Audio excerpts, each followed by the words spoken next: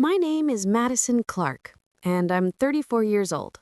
By the time most people my age were figuring out how to decorate their first apartment, I was already leading a major AI project in Seattle, supervising a team spread across 3 different time zones.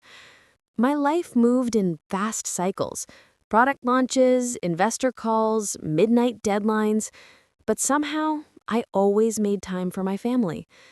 Not because they ever asked gently, but because they expected it. I paid my mother's rent in Tacoma. I covered my stepbrother Evan's tuition when he failed his first semester of community college. I sent money every month to help my stepsister Lily with her guitar lessons. And whenever my stepfather Gerald slipped into unexpected financial emergencies, guess who bailed him out? Me. Always me. And I told myself it was fine, that family mattered, that if I just kept supporting them a little longer, maybe they would finally treat me like a daughter instead of a walking, talking safety net. But everything changed the Tuesday before Thanksgiving. I had just ended a long strategy meeting with a Chicago client when my phone buzzed with a message from my mother, Linda. At first, I thought it was something sweet, maybe a reminder to drive safely if I planned to visit. Maybe even a "love you, honey," something small but human.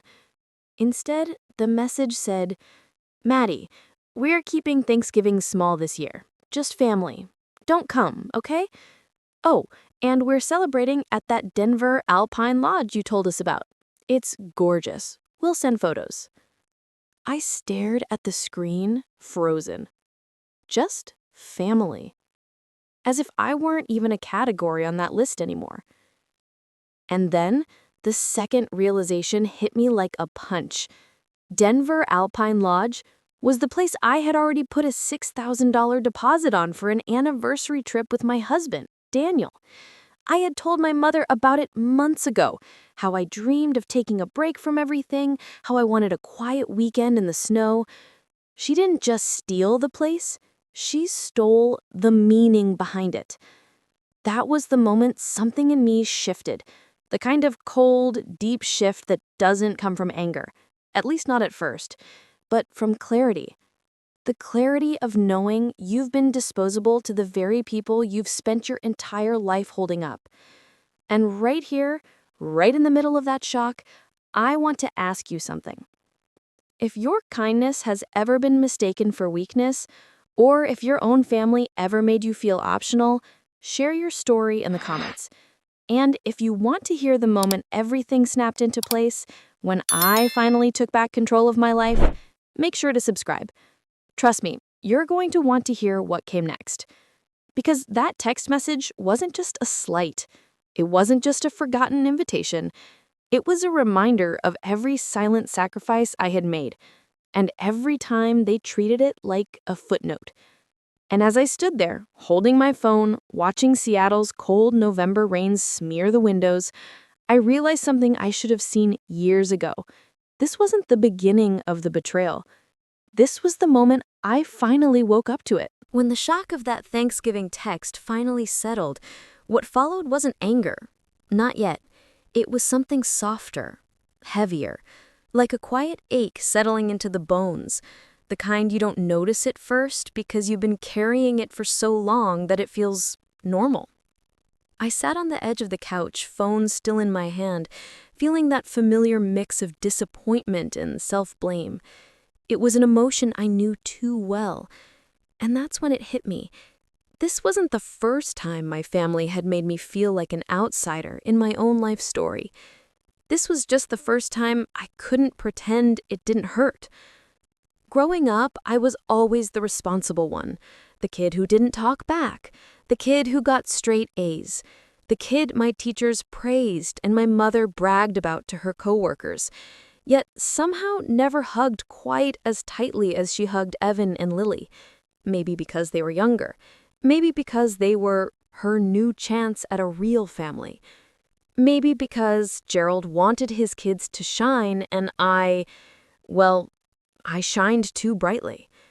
I learned early that my value wasn't in who I was, it was in what I could do. When I got my first internship at a tech firm in downtown Seattle, I remember rushing home, excited to share the news. My stepdad barely looked up from the TV. My mother smiled, but the first words out of her mouth were, "That's great, honey. Hey, do you think you could help with Evan's laptop? It stopped working again." It became the pattern of my life. I worked late nights at the office, then came home and fixed household bills. I got promoted to senior engineer, and suddenly I was the one covering car repairs and utilities. When I bought my first condo, my mother cried, not because she was proud, but because she saw an opportunity. "If you have your own place now, maybe you could help us catch up on the rent for a few months?" And of course, I said yes. Every time. Every single time. Because saying no felt like betrayal. Because I believed that if I kept giving one day, just one day, they would give something back. Not money, not gifts, just effort, respect, a real sense of being wanted, not needed. But that day never came. Instead, the more I gave, the less they saw me. I became invisible behind the payments, behind the favors, behind the problem solving. And somewhere along the way, I started believing that maybe this was all I was good for: solving emergencies, being useful, holding the family together with spreadsheets, transfers, and late-night calls.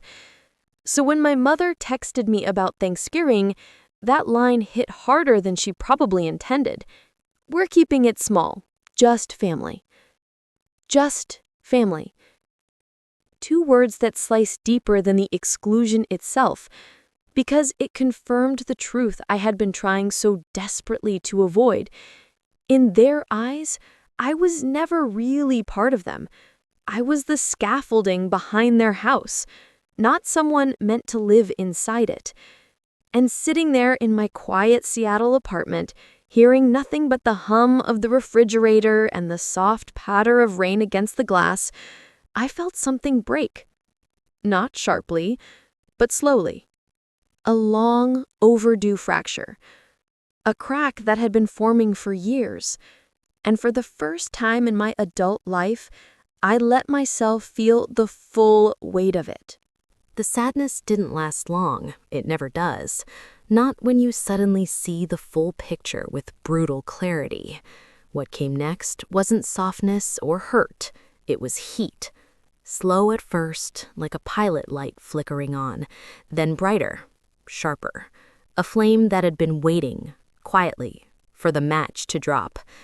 And the match was a 15-second video. I didn't expect to see it. I wasn't even checking for it. But as I sat there replaying my mother's message in my mind, my phone buzzed again. A notification from Instagram. A story posted by Lily. I almost ignored it. Part of me didn't want to see anything from that lodge, anything that would twist the knife even deeper. But my thumb moved before my brain could stop it. And there it was. A shaky, cheerful montage of a Thanksgiving dinner in full swing. Bright lights, polished wood, laughter echoing off vaulted ceilings. The camera bounced happily over plates of herb-crusted turkey, mountains of mashed potatoes, sparkling cider, all laid out on a table decorated with pine cones and eucalyptus garlands. The exact decor I had planned for my own anniversary trip, right down to the placement of the candles.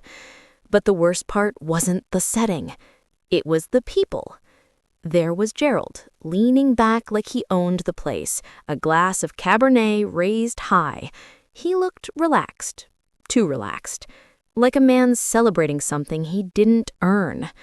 Next to him, my mother, smiling wide, her expression glowing in a way I hadn't seen directed at me in years. She was dressed in the cream sweater I'd bought her last Christmas, the one she said was too elegant for everyday wear. I guess it wasn't too elegant for my lodge reservation. Evan appeared in the frame too, waving awkwardly.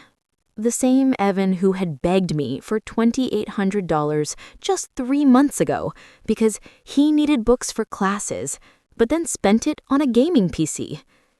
But the moment that ignited something deep inside me was the final 5 seconds of the clip. Lily, with her bright smile and perfect manicure, angled the camera toward the head of the table. Sitting there was my grandmother's silver cuff bracelet, the one heirloom I'd inherited, the one item my grandmother had specifically left in my box, never intended to be passed down to anyone else. My mother's voice, off camera, said cheerfully, "Lily, sweetheart, take good care of it. It suits you more." I felt my jaw clench so tightly it hurt. They had taken something precious, something tied to the last piece of biological family I had, and handed it to the person who contributed the least. And they did it with the casual confidence of people who believed they were entitled to everything that was mine. And suddenly, every memory shifted. Every favor, every bill I quietly paid, every small loan of thousands, every emergency I fixed, every trip I covered, every little moment I pretended didn't bother me. They weren't isolated incidents. They were the pattern. The quiet, consistent proof that my kindness wasn't seen as love, it was seen as access, a privilege they believed they were owed, not something I chose to give. I remember the time Gerald guilt-tripped me into covering his unexpected dental work right before he and my mother went on a weekend getaway. The time Lily cried because her guitar teacher threatened to drop her if she didn't pay for private lessons, and my mother simply assumed I would handle it. Or when Evan racked up parking tickets but blamed me when I hesitated to transfer money fast enough. And through every one of those moments, they didn't thank me. They didn't apologize. They didn't even pause. They expected because I had allowed them to expect.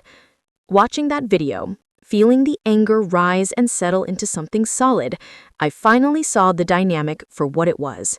They were a team, and I was the funding. Not the daughter, not the sister, not the loved one, the fuel. And for the first time, the anger didn't scare me. It didn't feel wrong. It felt justified. Because while they sat at a mountain resort enjoying the comfort I had paid for, celebrating a holiday built around gratitude, not one of them thought to ask if I was okay. Not one wondered what I had planned, or if I might want to feel included, or if the place I dreamed of visiting with Daniel meant something to me. They weren't just selfish. They were deliberate. That Thanksgiving wasn't an accident. It was a message. And whether they meant to say it or not, I heard them loud and clear. You are useful, Madison, but you are not one of us. And that was the moment the anger turned to resolve. Because if I could build their comfort, I could dismantle it too. When the anger finally burned itself quiet, what settled over me wasn't relief. It was something colder, heavier. A sense of collapse that didn't happen all at once, but in slow, sinking waves. Almost like the moment after an earthquake, when the world stopped shaking, but nothing feels stable anymore. I turned off Lily's video, but its images stayed burned behind my eyelids. The bracelet, the table setting, the warm glow of the lodge's fireplace, everything I had imagined enjoying with Daniel now belonged to a version of family that no longer included me, not even in name. I sat in the kitchen, still in my work clothes, the apartment lights dim and soft. Seattle was quiet outside, rain sliding down the windows like the sky was trying to weep for me. I didn't cry, not at first. I just sat there, staring at nothing, letting the silence spread like fog. Daniel found me that way. He didn't say my name at first. He didn't ask questions. He just pulled out the chair across from mine, sat down, and waited, like someone who knew the storm hadn't fully landed yet. I finally pushed the phone across the table toward him. He watched the video in silence. When it ended, he didn't speak for a long time. Finally, he exhaled, long and slow. Maddie, this wasn't an invitation mix-up. This was intentional. Hearing him say it out loud did something to me. Like confirming the truth turned the ache into something sharp, something real. And that's when the tears finally broke free. Not loud, not dramatic, but in quiet streaks that felt like they were melting years of denial off my face. I wasn't crying about the lodge or the bracelet. I was crying because somewhere, deep inside, a part of me still believed that if I gave enough, loved enough, fixed enough, I could earn a seat at that table. But the truth was brutal. There was never a seat for me. Not because I didn't deserve one, but because they never wanted me to have one. Daniel reached across the table and held my hand, steady and warm, and something inside me cracked even deeper. I whispered, barely audible, "I don't know what I did wrong." But even as the words left my mouth, I knew that wasn't the right question. It wasn't about what I had done wrong. It was about what I had allowed. For years, I had let myself be the buffer, the fixer, the financial parachute. I had tucked my own needs behind theirs again and again until the shape of my life revolved around their emergencies instead of my dreams. And the worst part? I had done it willingly, because I was terrified that without my usefulness, there would be no place for me in that family at all. The hopelessness that washed over me felt like drowning, like sinking into a dark lake where every movement only pulls you deeper. Daniel squeezed my hand. "You didn't do anything wrong. They did." I wanted to believe him. God, I wanted to. But the narrative my mother had woven into my life for decades was a tight knot. Family sacrifices for each other. You're the strong one. They need you. You can't abandon your own blood. Don't be selfish. The words echoed like ghosts in my chest. I leaned back, wiping my face. Maybe I should have just kept the peace. Maybe I pushed them too hard. Maybe... Daniel shook his head firmly. They pushed you out, Maddie. They made that choice. His certainty was grounding, but it also highlighted the truth I'd been burying. I had spent so many years pouring energy into people who wouldn't pick up the phone for me if they weren't asking for money. And that realization hit with a physical force, like losing something you never actually had. I wasn't losing my family. I was losing the illusion of one. And that hurt more than anything. For the first time in my adult life, I felt completely and utterly alone. The morning after the emotional collapse, something inside me shifted. Not suddenly, not like a dramatic movie twist, but quietly, like the slow tightening of a knot finally reaching its limit.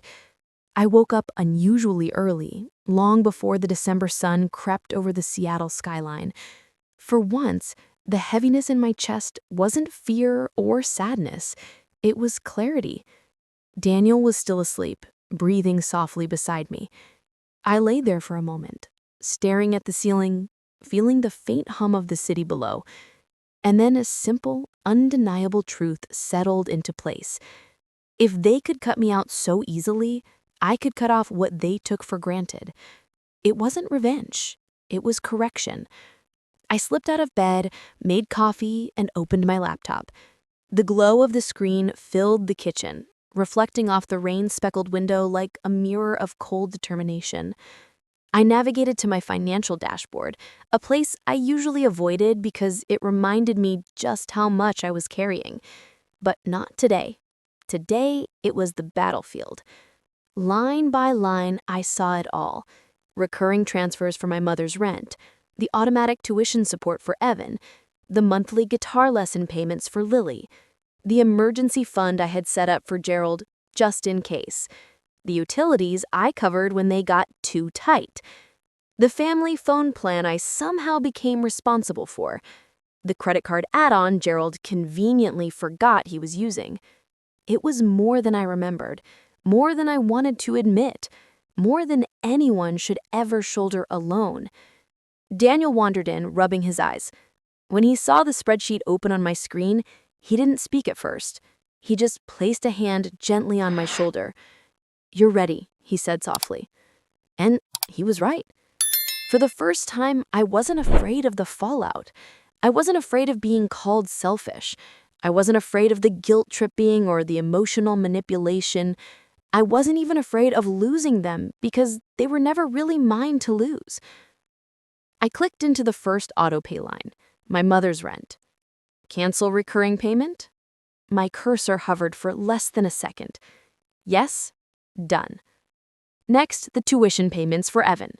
He had skipped classes half the semester anyway. Cancel. Done. Then Lily's lessons. The ones she thanked me for once on a sticky note she left on my desk before she forgot entirely. Cancel.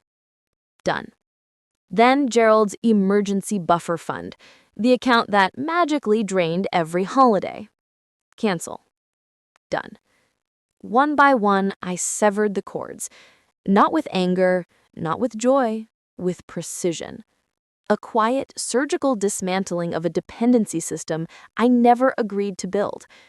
When I reached the final line item, the family phone plan, I paused. It felt symbolic, like cutting the last thread connecting me to a life built on obligation. I hovered for a long moment. Daniel pulled up a chair beside me. You can leave it, or you can free yourself. Either one is okay, he said gently. I exhaled slowly, then clicked cancel. A wave of calm washed over me. Not adrenaline, not triumph, just a steady sense of reclaiming something I didn't even realize I had lost. My autonomy, my time, my future. I closed the laptop. The snap of the lid echoed through the kitchen like a punctuation mark, quiet but final. Daniel reached for my hand. What now? He asked. I thought for a moment. Now I build a life that doesn't require me to shrink so someone else can take up space. And for the first time in a very long time, I actually believed I could. The fallout didn't take long. When you remove the foundation from a structure built entirely on your sacrifice, it doesn't collapse slowly. It crumbles all at once. The first tremor hit at 7:12 a.m. the next morning. My phone buzzed aggressively across the kitchen counter as I poured coffee. For a moment, I considered ignoring it, but curiosity won. I glanced down at the screen. 22 missed calls from Mom, 14 from Gerald, 5 from Evan, 3 from Lily. I didn't answer a single one. Instead, I watched the notifications roll in like a weather alert from a storm I had predicted weeks in advance. Then came the group text, our dreaded family chat, usually quiet unless someone needed something. I had muted it months ago, but now the name flashed brightly with chaotic urgency. I opened it. Gerald, what the hell is going on? My card got declined at the gas station. Mom, Maddie, honey, we need to talk. Something is wrong with the bank. Evan, my tuition portal says payment failed. Fix this ASAP. Lily, guitar school says my lessons are suspended. Did your bank glitch? I didn't respond. Not yet. I just sipped my coffee, feeling a quiet satisfaction. Not spiteful, not cruel, just clean. Like finally washing off years of residue that never belonged to me. Then another message appeared, this time from Gerald, dripping with entitlement. I know you handled the accounts. Restart the payments now. This is not funny. Funny? It was almost laughable how predictable they were. Daniel looked over my shoulder. You okay? I nodded. More than okay. He smiled. That slow, proud smile that said he'd been waiting years for this moment. I took a steady breath, opened my files, and attached a document I had spent hours preparing. Brooks Clark Financial Log, 2019 to 2024. All transfers, subsidies, and support.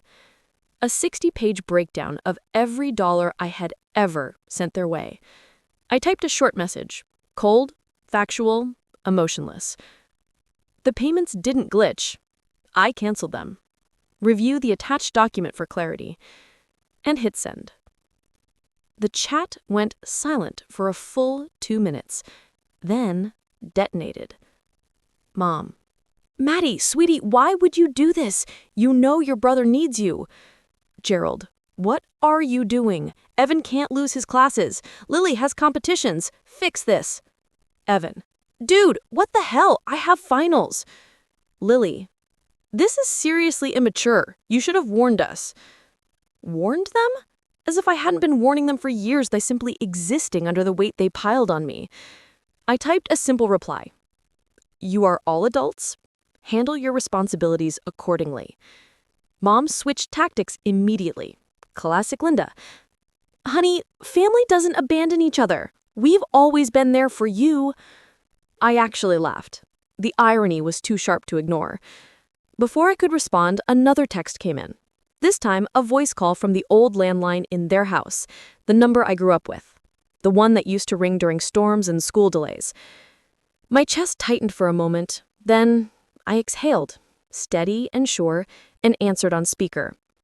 Gerald's voice came through like cracking ice. Madison Clark, you listen here. You are sabotaging your own family. Do you have any idea what kind of legal trouble you're creating? Evan could lose his enrollment. Lily could lose her spot in her program. Your mother is devastated. Devastated. Fix this. Now. My hand even didn't shake. Gerald, I said evenly, the only thing I've sabotaged is your unlimited access to my money. He sputtered. Unlimited? You never complained. That, I replied coldly, was my mistake, not my responsibility. He switched to threats. Predictably. I will sue you for abandoning financial commitments. I will ruin your reputation. You think your fancy tech job will protect you? Think again. I almost smiled. Gerald, you can't sue someone for choosing not to pay your bills. Silence. Absolute, humiliating silence. Then I added, and just so you know, every transfer came directly from my accounts. I owe you nothing. I have records of everything, including the times you lied about emergencies to get more money. He inhaled sharply. I knew he recognized the truth. For once, he had nothing to say. I'm done. I finished. The Bank of Madison is permanently closed. Then I hung up. No dramatics, no final moral lecture, just a clean click. I stood there for a moment, letting the sound settle in the room like the final note of a long, exhausting symphony. Daniel slipped an arm around my waist. How do you feel? I took a deep breath, like I finally stood up in a room where I've been sitting all my life. And I meant it. In the weeks that followed, the chaos didn't disappear. It simply shifted. My family didn't go quiet out of understanding. They went quiet out of necessity. The emergencies stopped because they no longer had a direct line to me. The guilt-filled messages slowly faded. The accusations died out when they realized nothing they threatened. Lawsuits, shame, emotional pleas would reopen the vault they believed they owned. They didn't apologize. They didn't reflect. They didn't seek reconciliation. But they did something I had never seen them do before.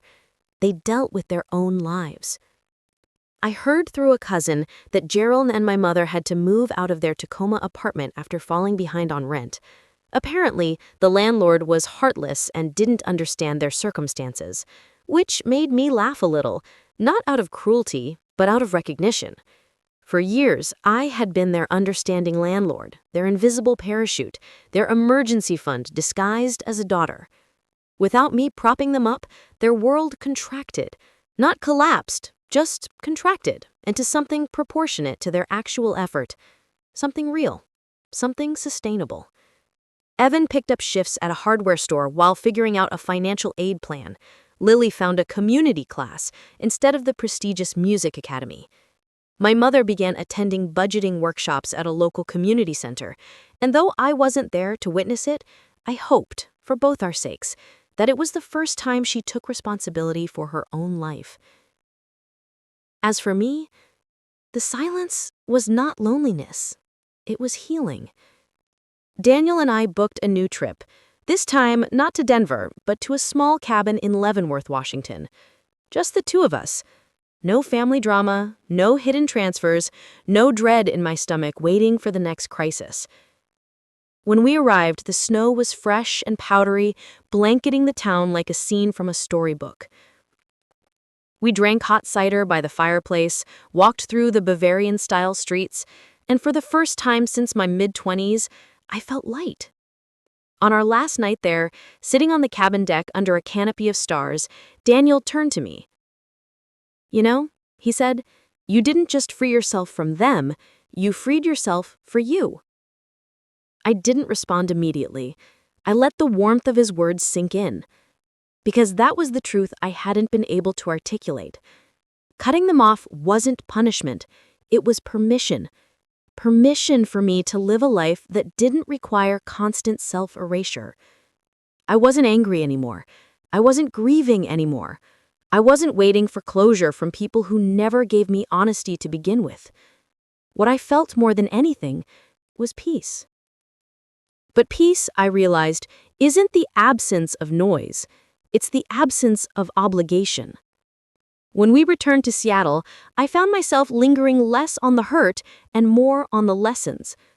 The biggest one was this: sacrifice without boundaries isn't love. It's self-destruction disguised as loyalty. And another truth followed closely behind. Family isn't defined by shared blood. It's defined by shared respect. I spent years thinking that saying no made me ungrateful, that stepping back made me selfish, that drawing boundaries meant I was abandoning them. But now, months later, looking back from a healthier place, I see it clearly. What I abandoned wasn't my family. What I abandoned was a version of myself that believed I had to earn love through suffering. And if you've ever been there, stuck in the same loop, convincing yourself that sacrifice is the only way to be valued, I want to leave you with this. You deserve reciprocity. You deserve peace. You deserve to take up space in your own life. So let me ask you, have you ever had to set boundaries with someone you loved, even when it hurt? Share your story in the comments. You never know who you might help by telling the truth out loud. And if you want more stories, real stories about finding courage, rebuilding identity, and reclaiming your worth, don't forget to subscribe. Because sometimes the most powerful thing you can do isn't fighting back. It's walking away and letting the silence speak for you.